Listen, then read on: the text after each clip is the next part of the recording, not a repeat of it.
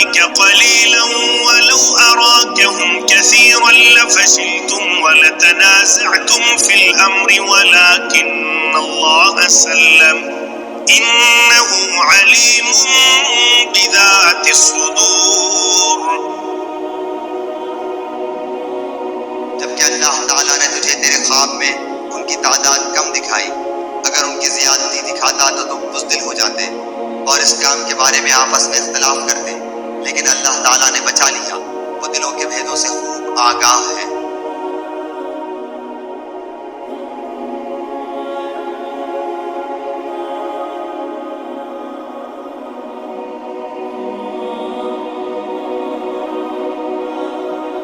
Remember, O Muhammad, when Allah showed them to you in your dream as few, and if He had shown them to you as many, you believers would have lost courage and would have disputed in the matter of whether to fight.